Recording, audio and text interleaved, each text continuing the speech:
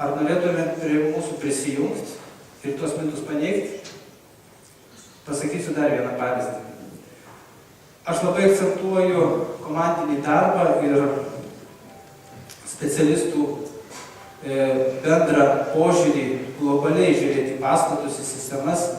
Čia yra Kaune visai šviežias pavyzdys, dar nebaigtas statyti, bet jau į pabaigą. Užsakovas prieš metus laiko kreipėsi į mus išnagrinėti projektą. Projektas buvo padarytas maždaug taip. Pati dirbtinių sąlygų gamykla naudoja labai daug elektros energijos. Yra padarytas technologinio aušinimo projektas, kuriame visa perteklinė šiluma keliauja į aušintuvės ir ten metama lauk. Tai yra apie 4 MW perteklinės šilumos. Kitam gale kitas projektuotojas suprojektavo dujinę katilinę, kuri visą šitą pastatą šildo. Jie nebendravo. Jie tiesiog neturėjo norų, galimybių ir panašiai, bet jie neieškojo bendro sprendimo. Mes pasiūlėm tą projektą tiesiog išmesti šiukšlių dėžę ir po mūsų komandinio darbo šiandien gamykla gali pilnai šildytis nemokamai. Ir turim 2 vamzdžius, kuriuose laukiam kaimyno, kuris galėtų apsišildyti 60 000 m2 plotą. Tai yra apie 1000 butų, kuriuos galim šildyti savo perteklinę šilumą. Man kyla klausimas, kodėl mes tokios gamyklos negalėjom pastatyti mieste? Jinai neteršia, jinai netriukšmauja, jinai atrodo gražiau negu prekybos centras. Mes galim apšildyti 8 mokyklas ir dar baseiną apšildytumėm su šitokia energija. Tai yra požiūrių klausimas.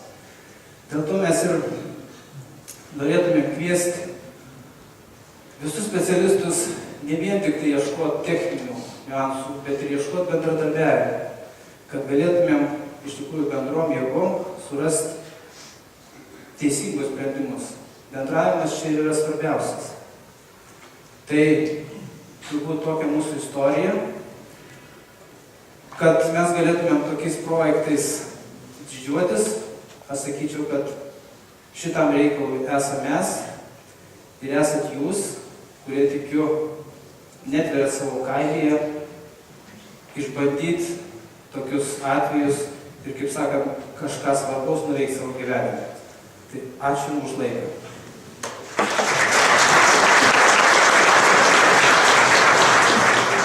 Ačiū labai. Turime klausimą. Taip, matau. Palauk. Bet tuoj. Jau ateina mikrofonas visiškai šiandien. Nežinau, ar praleido, kiek kainuoja, tarkim, tokia jūsų revizija? Revizija jinai nėra parduodama kaip paslauga tokia, nes tai yra po revizijos paprastai gimsta dokumentas, kuris vargiai kam yra naudingas.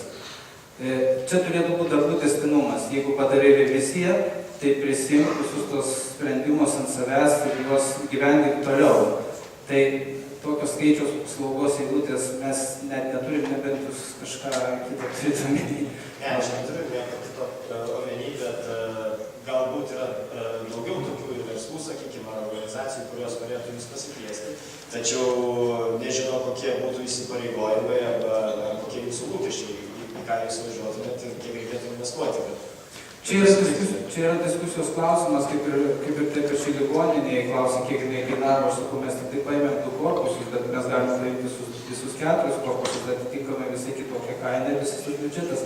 Tai, ką mes darysim, mes iš tikrųjų turėtumėm kartu su užsakovu susėdę nuspręsti, ar verta, ar neverta, kurie kaip taip dirbti, jeigu yra kviedys, kuris tikrai mato, žino, tai mes nedažiau kaip specialistai sako, mes viską žinom. Čia yra reikalingas užsakovas, kuris savo ūkį geriausiai žino ir gali bent jau užuomazgą tą taką parodyti, kur eiti ir ką daryti. Tai kaina yra, pasakyti, diskusijos klausimas ir užduoties. Ačiū. Dar turime klausimų. Aš galbūt tada vieną paklausiu būtent tos monitoringo sistemos, kurias pristatinėjote. Ar jom galima gauti tą finansavimą, tomis priemonėmis, kurios irgi buvo jau aptartos šios konferencijos metu?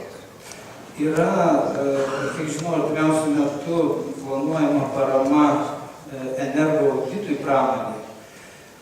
Kol kas ūkio ministerijoje yra svarstamas klausimas, ar galima įtraukti kaip pateisinamas priemonės monitoringą kaip patokį. Dar nėra nuspręsta, bet aš labai tikiu, kad sveikas protas nugalės, nes mano nuomonė tai yra būtina sąlyga. Mes galim padaryti auditą duoti žmogui, kuris nuvažiuoja į tą pačią Varėną, klausia ūkvedžio, ar yra pas jūs pažemintas temperatūros režimas. Sako, taip. Jisai paukščiuką uždeda ir viską išvažiuoja. O mes pamatėm, kad iš tikrųjų neužtenka to. Tai aš tikiuosi, kad tas bus įtraukta, bet dar nėra aišku. Supratau. Dėkui. Galbūt atsirado klausimų? Ne. Tai ačiū labai. Ačiū.